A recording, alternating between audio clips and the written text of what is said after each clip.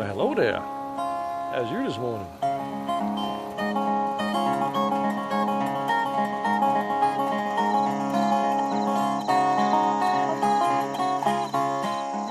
Now, how important is it setting these decoys this morning? How important is it to this hunt? Best I could figure yesterday, there's about 35 to 40 geese in here. We didn't put out a lot of decoys. We're running about 12.5 because we didn't want to fill this field up. These birds, you know, they're the first birds getting here. And basically the only reason we even put any decoys out this morning was we're going to try to direct them, you know, to get better shots. So we're in Elliot County now. We are in Elliot County. We're about 3 or 4 miles in. You guys using a heavy shot? It's one of those deals, if you get them in close like you're supposed to, you know, you can kill them with a 20 gauge. And that's kind of one of the things we try to pride ourselves in a little bit is, you know, getting them feet down and getting them in close enough where you don't have to have a big heavy load. As much as we shoot, it'd break me up. How do you like this early season? What do you think about it? I think it's great. The more days I can duck hunt and goose hunt, the better.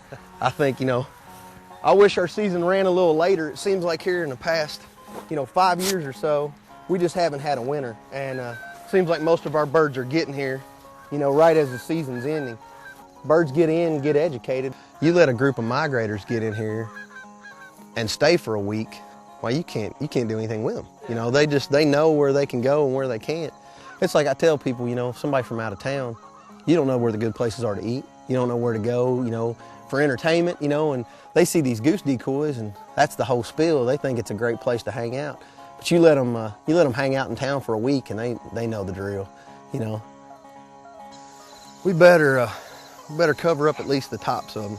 We usually do a little overkill on this deal because it's one of those deals, if they don't finish, you want to eliminate as much blame as you can, you know what I mean? You don't want to say, well, we should have put more stuff on the blinds. There's days where we lay in the field for 8 hours, daylight till dark, and go, man, we have got to be the dumbest idiots in the world, you know? I got a guy that I hunt on, big cattleman here in town, very wealthy, very, just the greatest guy you ever meet. He told me one time, he said, son, if you worked as hard as you goose hunted, you'd be a rich man.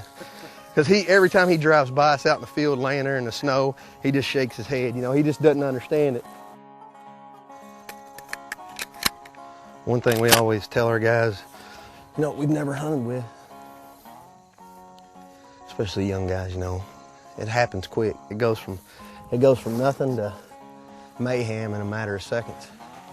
Our hunt last year lasted about 15 seconds. Now's when the hurry up and wait happened.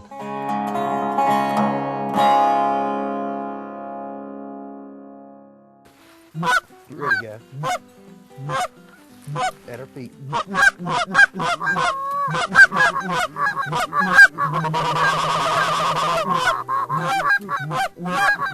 Take them.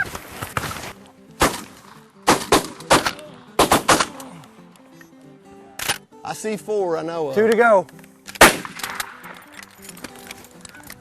Wow, it happens quick, doesn't it?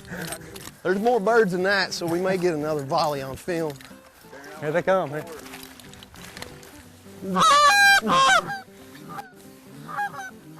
I'm out of breath. Here they come, here they come.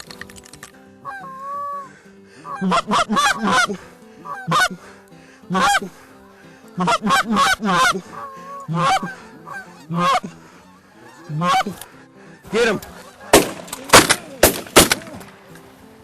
There we go. Good deal. That's a done deal. All right. I tell you what, you guys all right. Good shooting, buddy. There you go, Corey. I love it. It'll make you want to pull your hair out sometimes, but when it's good, it's good. Yeah. Give us a few of the basic calls and tell us what they mean to a goose. Just kind of a basic routine. You know, geese at a distance, you want to get their attention and you want to be really loud. A basic loud, you know. And then, of course, when we see the birds and the birds start working, we're going to get more realistic with our sounds, you know, just what we call intermediate stuff, you know, just to keep them interested, just to building it faster and faster. And you want those geese on the ground to sound excited. and get the birds in the air excited. If you notice this morning, those birds were kind of quiet until they heard us, and then they got to talking, and when they saw the decoys, they really started talking it up, and that's what the birds are doing. They're greeting each other. Now what happens when they're going away? How you can say, hey, would you please come back? Well, that's what we call a comeback call, Right. and there's several variations of it. The one that's worked for me over the years is just a real, you know, a pleading type sound.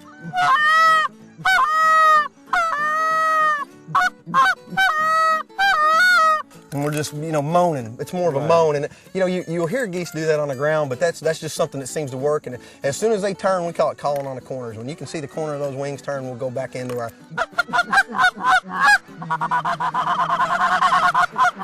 And that's the fast, you know, what we call finishing work, trying to get them, you know, to set their feet down. And sometimes no calling's the best calling, you know. Right. Sometimes you can call and birds will be coming in and they'll be locked on you, and you hit one call and you'll notice they'll all flare. You either said something they didn't like, or, you know, they've been coming to that field for a few days and nobody's been calling. Right. So sometimes the best call is no call. Waterfowl hunting is, you know, it's one of those things you either love it or you hate it. We're pretty crazy about it.